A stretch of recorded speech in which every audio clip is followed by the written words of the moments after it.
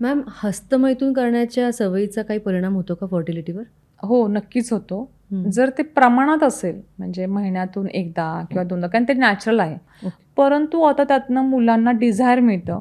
एक हा वयोगट 14 ते साधारणतः 20 मध्ये मुलं सहसा करतात हस्तमैथून, की त्यातनं ते केल्यानंतर त्यांना स्ट्रेस कमी वाटतो, डिझायरनेस येतो, म्हणजे आनंद निर्माण होतो म्हणून ते करतात. पण माझ्याकडे नाशिकला असंच एक पेशंट आलं होतं, की त्याचे वडील वारलेले. म्हणजे आता तू विचारलं म्हणून मला आठवलेलं. आणि घरामध्ये आई आणि तो मुलगा एकटाच राहायचा आणि साधारणतः त्याचं वय त्यावेळेस 15 वगैरे वर्षांचा होता तो. आणि मग ते डिप्रेशन त्या काळामध्ये वडील गेल्याचं, आणि त्याच्यातच आणि तो व्हिडिओ बघायला मिळाला आणि त्यातनं त्याला ते हस्तमैथूनची एवढी सवय लागली की रोज रात्री ते बघायचं आणि हस्तमैथून करून त्याच्यातनं एनर्जी, म्हणजे ते स्ट्रेस कमी करायचा. पण जेव्हा लग्न झालं, लग्नानंतर प्रेग्नन्सीच राहिना आणि त्याची आई मला हजबंड अँड वाईफला घेऊन माझ्यासोबत आली. आपल्याकडे भारतीय परंपराच आहे की कोणीतरी मोठं येतच, म्हणजे वंध्यत्वाच्या रुग्णांना घेऊन. म्हणजे वंध्यत्वाचं बऱ्याच वेळेला स्त्रिया पण असं सासूबाईं वगैरे बरोबर येतात आणि अच्छा. पुरुष तर येतच नाही. असंच ती आली, म्हणजे सासूबाईंबरोबर मला वाटतं ती आली होती. मग नंतर मी तिला विचारतात, म्हणे माझे मिस्टर मला हातच लावत नाही, आमच्यात सेक्स होतच नाही. मग मी फार डीप विचार केला, म्हटलं हजबंडला घेऊन ये. मग त्यांच्याशी तर त्याने सांगितलं की मला केल्याशिवाय, हस्तमैथून केल्याशिवाय मला झोपच लागत नाही. आणि मग शेजारी वाईफ असते, परंतु आधीच पूर्ण एनर्जी गेलेली असते आणि मग परत करण्याची इच्छा होत नाही. तर हे कुठंतरी अतिशयोक्ती झालेली आहे की तुमचं ॲडिक्शनमध्ये तुम्ही रूपांतर करू नका. तेवढ्यापुरतं पार्टनर नसताना कधीतरी महिन्यातून एकदा केलं, इट्स ओके. पण तुम्हाला जेव्हा ॲडिक्शन होतं, शेजारी पार्टनर झोपलेली असूनही तुमचं पार्टनरकडे लक्ष जात नाही, तुमच्या वाईफकडं, तर दिस इज नॉट गुड. तर हे नक्कीच हे प्रमाण कमी करायला पाहिजे. त्याच्याकरता मग मी त्या कपलला काउन्सिलिंग केलं, म्हणजे आमचे जे काउन्सिलर आहे त्यांच्याकडे पाठवलं, काउन्सिलिंग केलं, त्याचा स्ट्रेस लेवल कमी करण्यासाठी आणि त्याला आनंद देण्यासाठी. त्याचं पंचकर्म, शिरोधारा, नस्य, की त्याचे हॅपी हार्मोन्स तयार व्हावेत, ह्यासाठी त्या गोष्टी केल्या. वाईफ सारखी चिडचिड करायची, भांडणं व्हायची दोघांमध्ये. तर तिला सांगितलं, थोडं त्याला समजून घे, थोडा पेशन्स ठेव, दोघं आनंदाने राहा. दोघांना फिरायला बाहेर पाठवलं. त्याला गाण्याचा छंद होता, त्याला त्याची एनर्जी गाण्याकडे वळायला लावली. गायनाचा छंद त्याला जोपासायला लावला. म्हणजे ह्या सगळ्या, त्याला स्विमिंग करायला सांगितलं, एक्सरसाइज करायला सांगितल्या. तिला त्याच्यासोबत म्हणलं त्याला सपोर्ट करतो, त्याला त्या गोष्टीची आठवण करून देऊ नकोस. आणि मग त्या गोष्टी कमी होऊन मग त्यांना प्रेग्नन्सी पण राहिली आणि तिला मुलगा पण झाला आता. तर म्हणजे हस्तमैथून थोडक्यात असणं ठीक आहे, पण त्याचा अतिशयोक्ती नको, म्हणजे ॲडिक्शन नाही पाहिजे त्याचं. करेक्ट. कारण आपण किती म्हणलं मुलांना की करू नका, पण ते नॅचरल आहे, ते होणार, पण त्याचं प्रमाण कमी हवं. ओके. आणि स्त्रियांच्या बाबतीत योनी भागाची स्वच्छता कितपत महत्त्वाची आहे आणि ती कशी ठेवावी, काळजी कशी घ्यावी?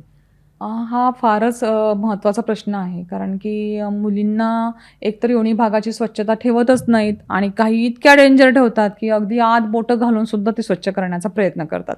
तर मला असं म्हणायचं की आपल्याला समजा एखाद्या डॉक्टरांनी फेसवॉश दिला किंवा आपण आणला, तो आपण तो तोंडाला लावतो ना, आपण डोळ्यात नाही घालत किंवा नाकात बोट घालू तो फेसवॉश घालत नाही. तसं आहे, योनी भागाची स्वच्छता ही वरून तुम्हाला ठेवायची. कुठलंही तुम्ही एखादं लिक्विड आत घालू नका. किंवा कारण योनी भाग हा म्हणजे आपला जो वजना असतो तो ॲसिडिक असतो, बरोबर आहे. आणि जो काही सोप असतो, साबण असतो, तो अल्कलाईन असतो. तुम्ही जर अल्कलाईन सोप जर बोट आत घालू जर क्लीन केलं तर तिथे इन्फेक्शन बसणार ना, तिथे फंगस इन्फेक्शन बसणार, बॅक्टेरियल इन्फेक्शन बसणार. कारण ते अल्कलाईन, ते ॲसिडिक असल्यामुळं लॅक्टिक ॲसिड बॅसिलस ऑलरेडी तिथे प्रेझेंट असतात आपल्या वजनामध्ये, की ते आपोआप नॅचरली स्वतःचं हिलिंग किंवा स्वतःचं इन्फेक्शन बसू देत नाही बाहेरून आलेल्या एखाद्या जर्मचं. तर तुम्हाला बोटं घालून करायची गरज नाही, म्हणजे अति पण स्वच्छता करू नका. तर बाहेरचा भाग स्वच्छ ठेवा. सगळ्यात महत्त्वाचं, साबण वापरणं बंद करा. हो ना. तर ॲसिडिक असल्यामुळं तुम्हाला ॲसिडिकच जे काही वॉश असतात, म्हणजे आपलं दुर्वांकूरचं सखी वॉश आहे जे मी बनवलेलं आहे, की ते आयुर्वेदिक आहे, कुठले साईड इफेक्ट नाही, ते तुम्ही वापरू शकता. किंवा कुठलाही वजायनल वॉश तुम्ही वापरू शकता की जे ॲसिडिक बेसचे आहेत. ओके. मुलीच्या बाबतीत अजून एक, कारण त्याच्यामुळे पण इन्फर्टिलिटी बसते पुढे चालून. इन्फेक्शन, म्हणजे हे इन्फेक्शन आतपर्यंत पोहोचून आपल्या भारतामध्ये रिप्रोडक्टिव्ह सिस्टीमचा, म्हणजे प्रजनन म्हणजे संस्थेचा ट्युबरक्युलोसिस खूप प्रमाणात पाहायला मिळतो. की तो ट्युबरक्युलोसिस, टीबी, म्हणजे पेशंट नॉर्मल दिसतात, वरून चांगले दिसतात, थंडी येत नाही, ताप येत नाही, खातात पितात, ऑफिस करतात, सगळं करतात, आणि त्यांना टीबी झालेला असतो गर्भाशयाचा. आणि हो. त्याच्यामुळे त्यांना कन्सीव्ह होत नाही. तर ह्याचं कारण म्हणजे टॉयलेट्स वापरणं बाहेरची, किंवा स्वच्छता न ठेवणं योनी भागाची.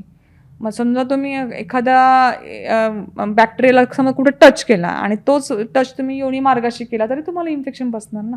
हम्म. तर त्याच्यामुळे योनी मार्गाची स्वच्छता ही फार महत्त्वाची आहे. पण कुठलीही अतिशयोक्ती, अतिरेक नकोय. तर ती बाहेरून स्वच्छ क्लीन ठेवा आणि आतून तुमचं शरीर आपोआपच ते हे करत असतं, म्हणजे तयारी असते. लॅक्टिक ॲसिड, बॅसिलस ते जर्म्स मारतात आणि वाटलंच तर व्ही वॉश वगैरे सारखं किंवा आपलं सखी वॉश जे आहे दुर्वांकूचं ते तुम्ही यूज करू शकता.